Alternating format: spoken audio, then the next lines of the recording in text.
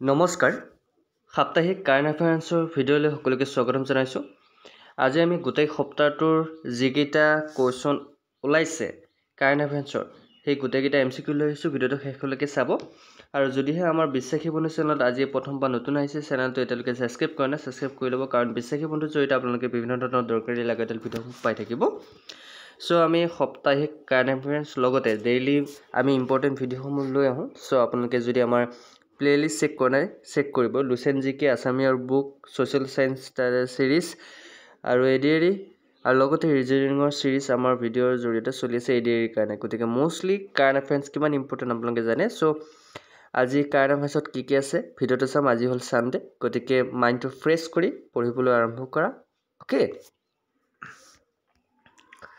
আজি ফাৰ্ষ্ট কুৱেশ্যনটো অকণমান ইণ্টাৰেষ্টিং আছে। কি আছে? অলপ আগতে আপোনালোকে নিউজত দেখা পাইছে আৰু আমাৰ অসমৰ বাবে গৌৰৱৰ বিষয়। আৰু সেই কুৱেশ্যনটো হৈছে ইউনেস্কোৰ বিশ্ব ঐতিহ্য তালিকাত অন্তৰ্ভুক্ত ঐতিহাসিক মৈদাম কোনখন ৰাজ্যত অৱস্থিত? The historical Moidams included in the UNESCO world heritage list is located in which state? ক'ত আছে?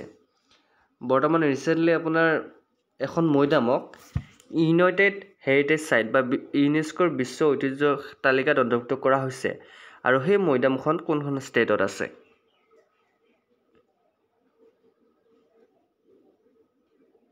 একদম কাৰেক্ট, আমি অসমীয়া, গতিকে সেই মৈদামখন হৈছে চৰাইদেউ মৈদাম। বেছি দিন হোৱা নাই, 26 জুলাই তাৰিখে সেই মৈদামখন ঘোষণা কৰা হৈছিল আপোনাৰ ইউনেস্কো হেৰিটেজ চাইটত। অ'কে, গতিকে বহুত ইম্পৰ্টেণ্ট হ'ব। মই কাৰেণ্ট এফেয়াৰ্ছৰ কুৱেশ্যন এইকাৰণে লৈ আহিছোঁ কাৰণ এডিআৰিত মষ্টলি কাৰেণ্ট এফেয়াৰ্ছৰ কুৱেশ্যন সুধি দিব পাৰে আৰু সোধেও প্ৰায়। চ' ভিডিঅ'টো শেষলৈকে চাবা। বেছি কুৱেশ্যন নাই, এই সপ্তাহটোত যিকেইটা টপিকৰ ওপৰত কুৱেশ্যন ওলাব লাগে সেইকেইটা টপিকৰ ওপৰত ওলাইছোঁ। চ' ভিডিঅ'টো শেষলৈকে চাবা। নেক্সট কুৱেশ্যনটোলৈ আহিছোঁ। 2027 চনৰ 31 মাৰ্চৰ ভিতৰত সমগ্ৰ দেশতে কিমানখন প্ৰধানমন্ত্ৰী ভাৰতীয় জনৌষাধি কেন্দ্ৰ মুকলি কৰাৰ লক্ষ্য লৈছে চৰকাৰে?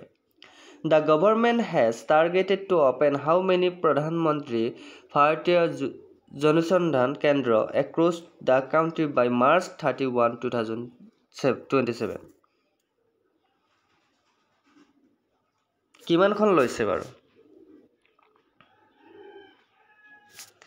ইয়াৰ কাৰেক্ট এনচাৰটো হৈছে মষ্টলি 25,000। অ'কে, 25,000 এটা 2027 চনলৈকে এটা প্ৰকল্প হাতত লৈছে যে 2027 চনৰ 31 মাৰ্চৰ ভিতৰত সমগ্ৰ দেশত 25,000 প্ৰধানমন্ত্ৰী ভাৰতীয় জনৌষাধি কেন্দ্ৰ মুকলি কৰাৰ লক্ষ্য লৈছে চৰকাৰে। এইটো মনত ৰাখিব। কিমান? 25,000। নেক্সট কুৱেশ্যনটোলৈ আহিছোঁ। India's first integrated agri export facility will be set up which port? ভাৰতৰ প্ৰথমটো সংহত কৃষি ৰপ্তানি সুবিধা কোনটো বন্দৰত স্থাপন কৰা হ'ব? কোনটো বন্দৰত স্থাপন কৰা হ'ব?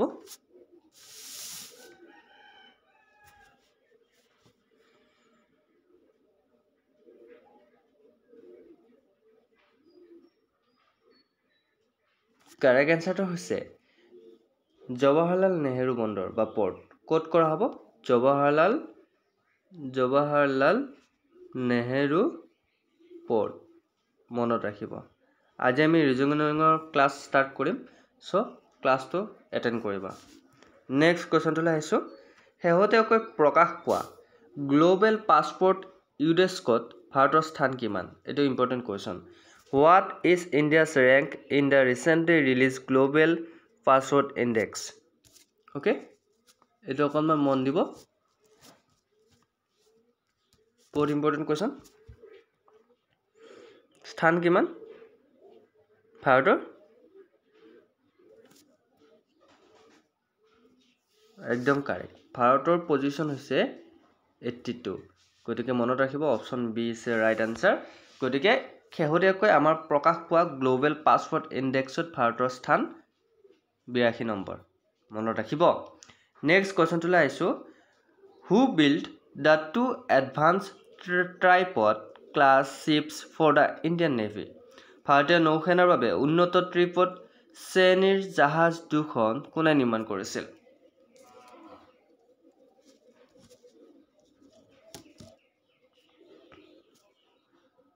কোনে নিৰ্মাণ কৰিছিল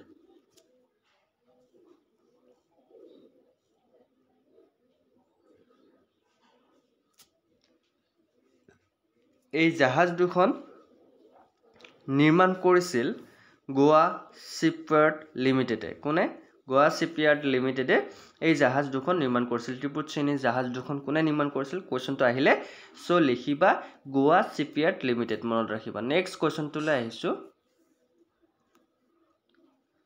অহা বছৰৰ জুলাইৰ ভিতৰত ৰেল সংযোগৰ অধীনলৈ অহা উত্তৰ পূব অঞ্চলৰ 14খন ৰাজধানী চহৰ কোনখন হ'ব Which will be the fourth capital city of the Northeast region to come under railway connectivity by July next year? Okay.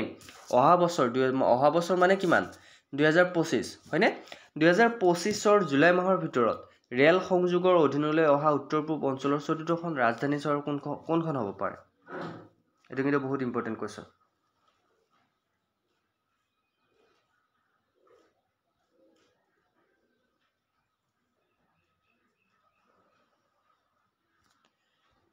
ইতিমধ্যে জনামতে সেই চহৰখন হ'ব পাৰে আইজল ওকে মনত ৰাখিব কোনখন আইজল ওকে বহুত ইম্পৰ্টেন্ট কোৱেশ্চন হয় যদি কাৰেণ্ট এফেয়াৰ্সৰ সিৰিজটো আপোনালোক কেনেকুৱা লাগিছে সাপ্তাহিক চাব আগৰ কাৰেণ্ট এফেয়াৰ্স দিয়া আছে সপ্তাহৰ চেক কৰিব সো যদি ভিডিওটো ভাল পাইছে শেয়াৰ কৰিব আৰু পিডিএফ বিলাক প্ৰয়োজন হলে আমাৰ টেলিগ্ৰাম চেনেলত জয়েন হৈ ল'ব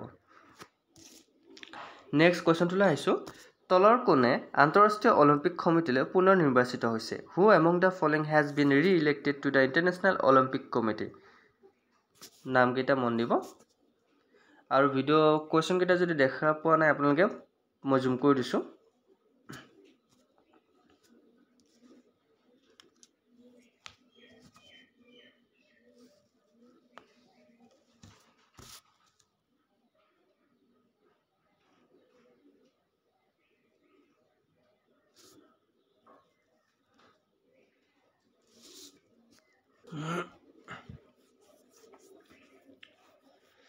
আন্তঃৰাষ্ট্ৰীয় অলিম্পিক কমিটিলৈ পুনৰ নিৰ্বাচিত হৈছে কোন ইয়েস নীতা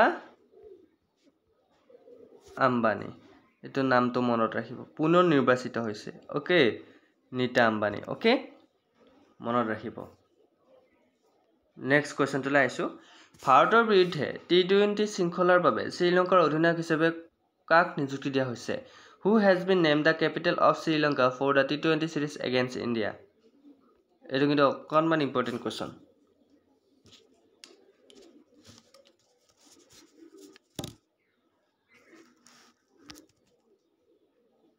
কাক ক্যাপ্টেন হিচাপে শ্ৰীলংকাৰ নিযুক্তি দিয়া হৈছিল ভাৰতৰ বিৰুদ্ধে যেটো টি20 শ্ৰীলংকাৰ যেটো সিৰিজ হৈ গল Charith Asalanka okay option A is right answer next কোৱেশ্চনটোলৈ আহিছো মুদ্ৰা আঁচনিৰ অধীনত ঋণৰ সীমা কিমানখিনি বৃদ্ধি কৰা হৈছে To what extent has the loan limit been increased under the Mudra scheme?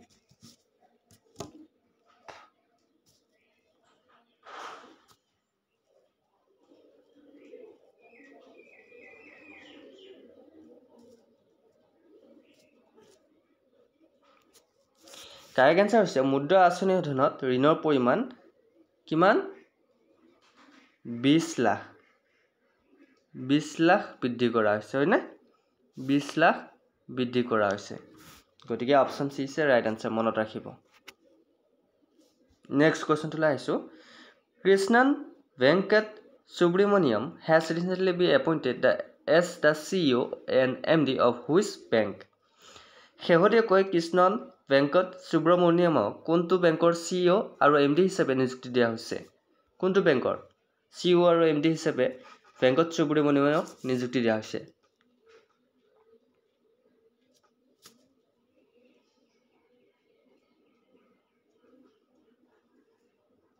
Correct আনসাৰটো হৈছে ফেডাৰেল বেংকৰ ওকে MD আৰু CEO হিচাপে ভেংকট সুব্ৰমণিয়মক নিযুক্তি দিয়া হৈছে গতিকে নামটো মনত ৰাখিব বেংকটোৰ নাম হ'ল ফেডাৰেল বেংক আৰু কাক নিযুক্তি দিয়া হৈছে বেংকত সুব্ৰমণিয়াম সো আজি মৰ্নিং দুটা ক্লাছ আমি অলৰেডি লৈ আহিলোঁ মডেল কুৱেশ্যন পেপাৰ আৰু আপোনাক উইকলি কাৰেণ্ট এফেয়াৰ্ছ আৰু নেক্সট ছ'চিয়েল সায়েন্সৰ ক্লাছটো আহিব সো তেতিয়ালৈকে আপোনালোকে অকণমান ধৈৰ্য ধৰিব লাগিব আৰু আমাৰ চেনেলটো যদি ছাবস্ক্ৰাইব কৰা নাই ছাবস্ক্ৰাইব কৰি ল'ব লাগিব অ'কে এইটো ভিডিঅ' ইমানতে সমাপ্ত কৰিছোঁ নেক্সট ভিডিঅ'ত লগ পোৱাৰ প্ৰতিশ্ৰুতিৰে জয় হিন্দ জয় অসম